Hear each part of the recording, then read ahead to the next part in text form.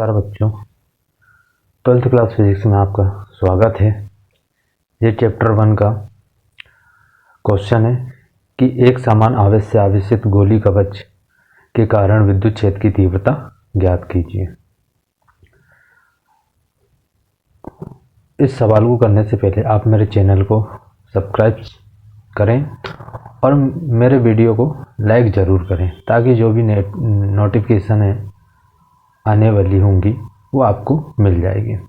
तो चलो देखते हैं, ये सवाल को हम हल करते हैं। पहले हम चित्र के बारे में समझते हैं कि चित्र में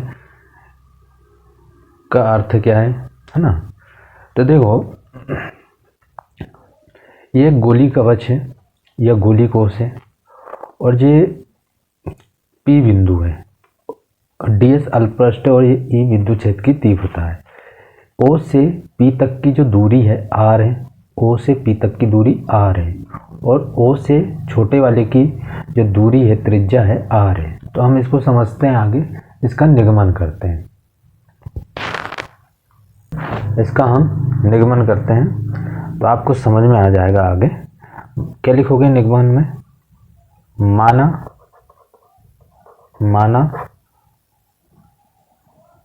O केंद्र माना O केंद्र R त्रिज्या का, माना O केंद्र R त्रिज्या का, माना O केंद्र R त्रिज्या का कोई गोली कवच है, कोई गोली कवच है जिसे प्लस क्यू चार्ज से, जिसे प्लस क्यू चार्ज से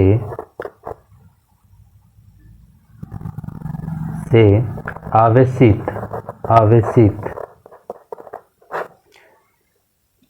किया गया है, जिसे प्लस क्यू आवेश से आवेशित किया गया है।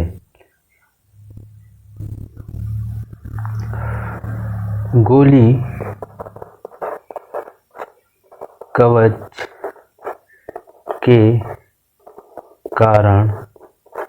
कवच के कारण विद्युत क्षेत्र की तीव्रता भिन्न भिन्न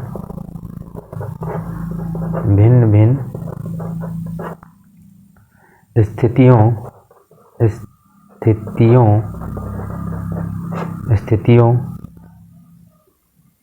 में निर्भर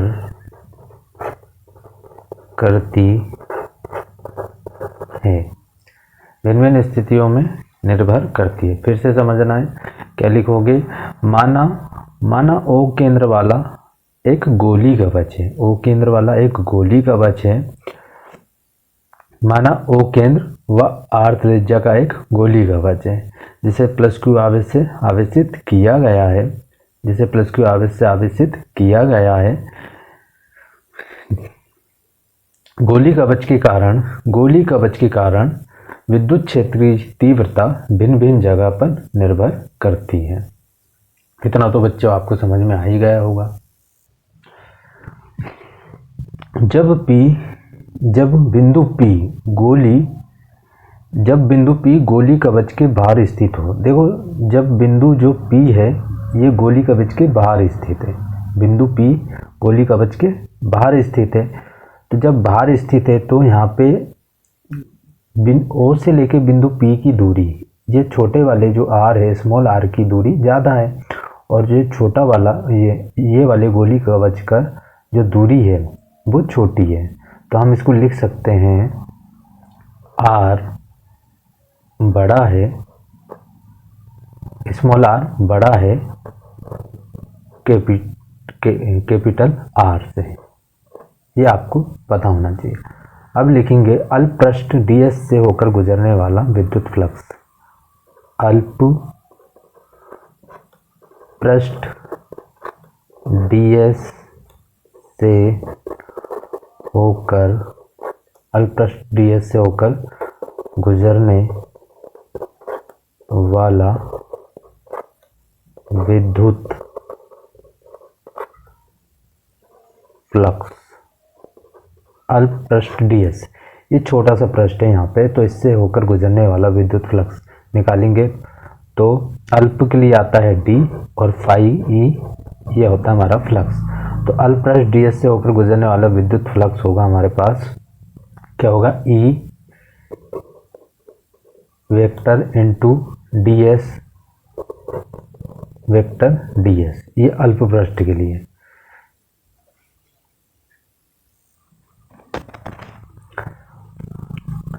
d फाई ई बराबर, वेक्टर हटाने पर, मैंने आपको बताया, पिछली कक्षा में बताया था कि वेक्टर हटाने पर क्या लग जाता है, cos थीटा। तो ये बन जाता है हमारे पास E ds cos थीटा। क्या बन जाएगा ये, E ds cos थीटा। लिखोगे यहाँ पे क्योंकि लिखना है यहाँ पे, क्योंकि विद्युत क्षेत्र की तीव्रता, क्योंकि विद्युत क्षेत्र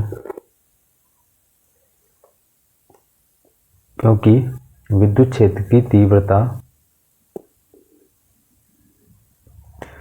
विद्युत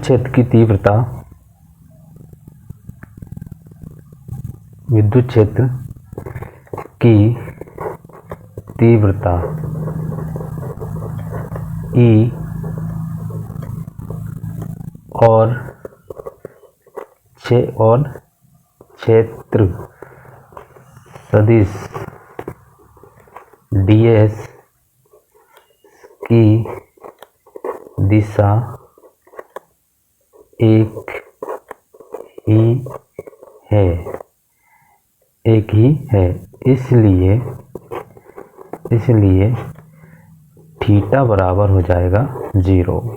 क्योंकि देखो यहाँ पे विद्युत क्षेत्र की दिशा और ds की दिशा कैसी है, एक ही है, तो जो थीटा का मान हो जाएगा 0। कितना हो जाएगा, थीटा का मान 0। तो थीटा का मान कितना हो जाएगा, 0 हो जाएगा।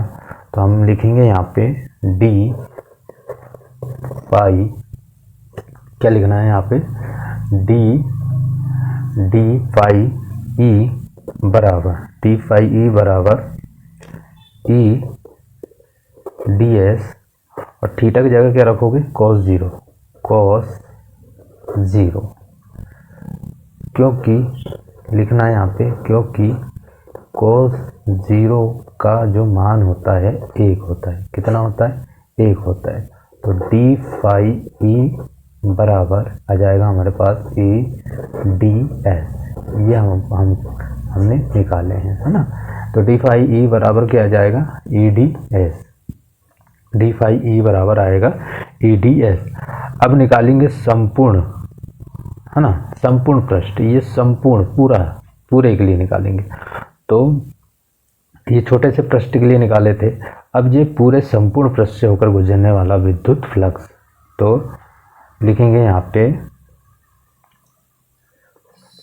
संपूर्ण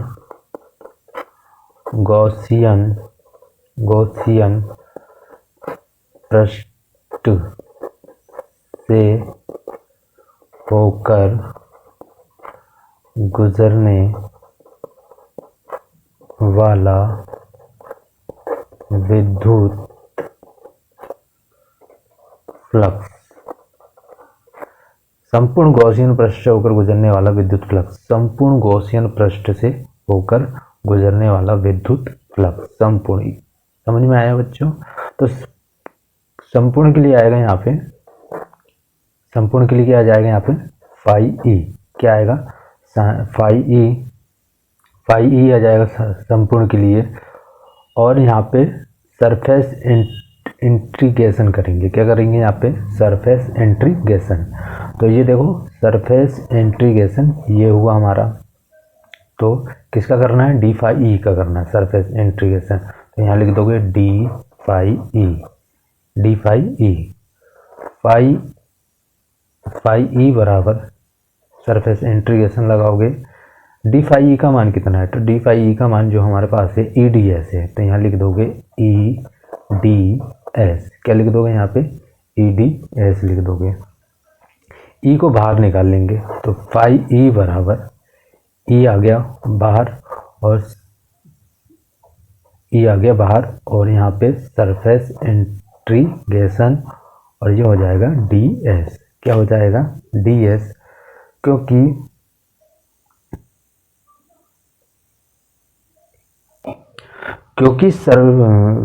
गोली कोश का क्षेत्रफल, क्योंकि गोली कोश का जो क्षेत्रफल है सरफेस इंटीग्रेशन डी एस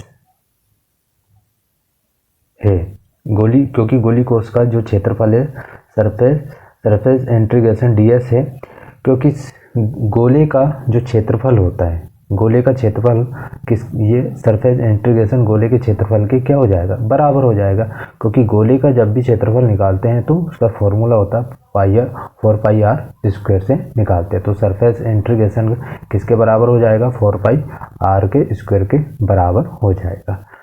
तो हम इसमें मान रखेंगे, इसमें मान रखना है आपको, तो फाई ई बराबर क्या रखोगे मान, ई और सरफेस इंटीग्रेशन डी एस किसके बराबर हो जाएगा, यहाँ पे 4πr के स्क्वायर के बराबर हो जाएगा। तो हम इसको समीकरण नंबर 1 नाम देंगे, क्या नाम देंगे, समीकरण नंबर 1 नाम देंगे, है ना, इसको समीकरण नंबर 1 नाम देंगे। अब लगाते हैं गॉस प्रमेय, लिखोगे गॉस प्रमेय से, गॉस प्रमेय होता है फाई ई बराबर क्यू अपॉन एप्सिलॉन नॉट, ये होता है गॉस प्रमेय।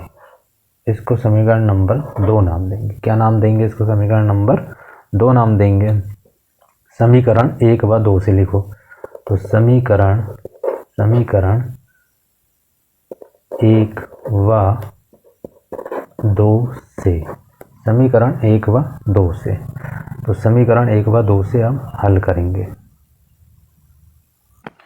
समीकरण 1 व 2 से, समीकरण देखो पहले लिखो गॉस प्रमेय, तो गॉस प्रमेय लिखना है तो आपको लिखना पड़ेगा फाई ई बराबर क्यू अपॉन एप्सिलॉन ज़ीरो। देखो फाई ई का मान यह हमारे पास है ई इंटू 4πr का स्क्वायर, तो यहाँ रख दोगे आप ई इंटू 4πr का square Q upon epsilon zero. हमें निकालना है ई का मान, किसका मान निकालना है, ई का मान निकालना है, किसका मान निकालना है, ई का मान निकाल लेंगे। तो ई का मान देखो यहाँ पे ई बराबर ये 4πr का जो स्क्वायर है वो नीचे आ जाएगा, तो ई बराबर क्यू अपॉन 4πr का स्क्वायर एप्सिलॉन नॉट, है ना, एप्सिलॉन नॉट आ गया। इसको नाम देंगे हम समीकरण नंबर 3, क्या नाम देंगे इसको, नाम देंगे हम समीकरण नंबर 3, इसको नाम देंगे समीकरण नंबर 3।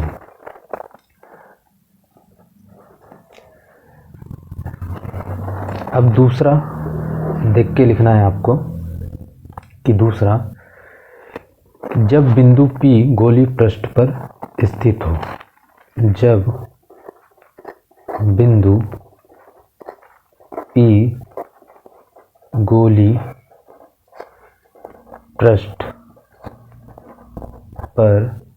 पृष्ठ पर स्थित हो, तो जब बिंदु P गोली पृष्ठ पर स्थित हो,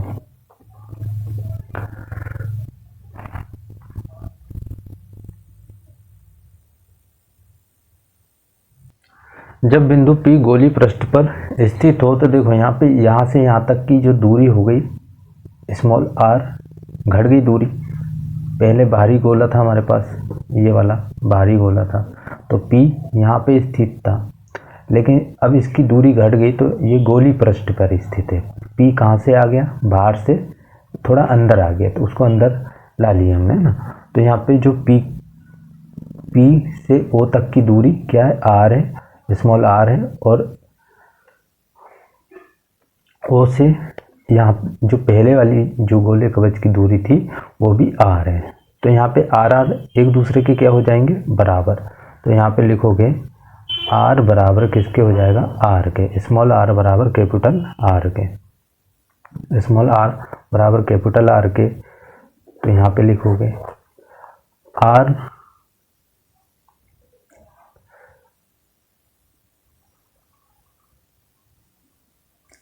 r का मान समीकरण 3 में रखने पर, r का मान समीकरण नंबर 3 में रखने पर, तो देखो अब यहाँ रखना E बराबर Q/4 पाई, स्मॉल r की जगह हमें क्या रखना है, कैपिटल R, तो R का स्क्वायर एप्सिलॉन नॉट, ये आ जाता है हमारा, ये निकल के आ जाता है।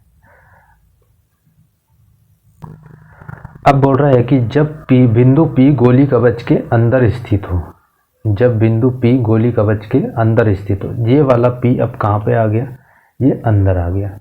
तो यहाँ जब अंदर आ गया तो यहाँ पे देखो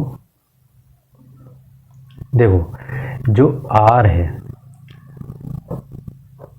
कैसा हो गया, यहाँ पे इस वाले R की देखो, पहले तो देखो यहाँ से यहाँ तक की P यहाँ पे आ गया हमारे पास, तो R जो कैपिटल R है, स्मॉल r है, वो कैसा हो गया, छोटा हो गया, और कैपिटल R कैसा हो गया, बड़ा हो गया। तो यहाँ पे Q बराबर क्या हो जाएगा, 0। Q बराबर क्या हो जाएगा यहाँ पे 0, क्योंकि अंदर तो आवेश नहीं है, आवेश तो गोले के पृष्ठ पर है ना, तो इसलिए यहाँ पे Q बराबर हो जाएगा 0। तो यहाँ पे लिखोगे Q का मान समीकरण 3 में रखने पर, Q का मान समीकरण नंबर 3 में रखने पर, Q का मान समीकरण नंबर 3 में रखने पर, तो समीकरण नंबर 3 में रखो जरा, तो E बराबर Q का मान कितना है, 0 है ना, तो समीकरण नंबर 3 में रखना, तो 0/4 पाई R का स्क्वायर एप्सिलॉन नॉट, है ना, एप्सिलॉन नॉट 0 है, तो E बराबर क्या आ जाएगा यहाँ पे 0। यही हमारा आंसर हो जाएगा बच्चों। अगर वीडियो अच्छी लगी हो तो मेरे चैनल को सब्सक्राइब करें, वीडियो को लाइक करें, दोस्तों और मित्रों के साथ ज़रूर से ज़रूर शेयर करें, लेकिन सब्सक्राइब लाइक ज़रूर करें। मिलेंगे अगली वीडियो के साथ बच्चों। जय हिंद, जय भारत।